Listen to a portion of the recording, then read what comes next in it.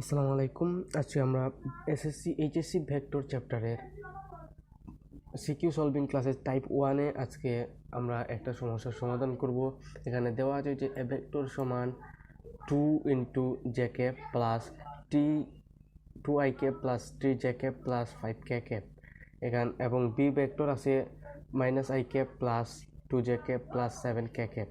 এখন সমস্যা হচ্ছে এ ভেক্টর বরাবর বি ভেক্টরের অভিক্ষেপ নির্ণয় করতে হবে।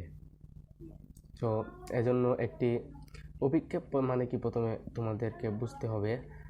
অভিক্ষেপ হলো, ধরো এ ভেক্টর এটা এবং বি ভেক্টর এটা, তাহলে এ ভেক্টর বরাবর বি ভেক্টরের অভিক্ষেপ হলো এটা, মানে এটা হচ্ছে অভিক্ষেপ, মানে ছায়া আর কি।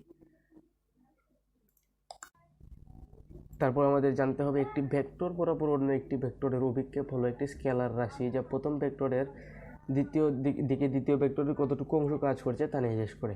এ ভেক্টর বরাবর বি ভেক্টরের অভিক্ষেপ সূত্র হলো অভিক্ষেপ সমান A vector into B vector ভাগ এ ভেক্টরের মান। এখানে A vector into B vector, কিন্তু এখানে আবার ডট গুণফল করতে হবে, অবশ্যই।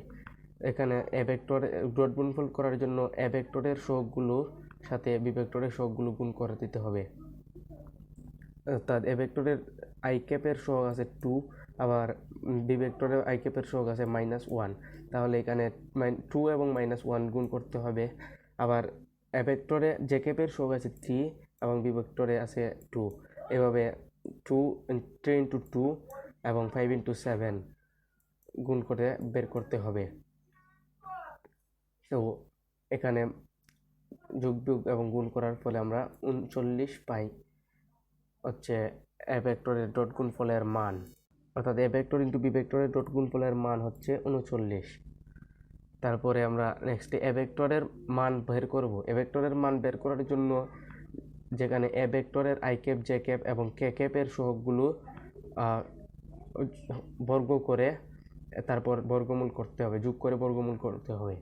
তাহলে এ ভেক্টরের সহগ হচ্ছে 2, 3 এবং 5, তাহলে 2 square plus 3 square plus 5 square সমান 4, 5, 4, 9 এবং 25। এদের যোগফল হয় 4, 9, 13 আর 25, 38। তাহলে এখন অভিক্ষেপের সূত্রে এগুলোর মান বসিয়ে পাই অভিক্ষেপ সমান 39 ভাগ √38। অর্থাৎ এ ভেক্টর বরাবর বি ভেক্টরের অভিক্ষেপ হলো 39 ভাগ √38।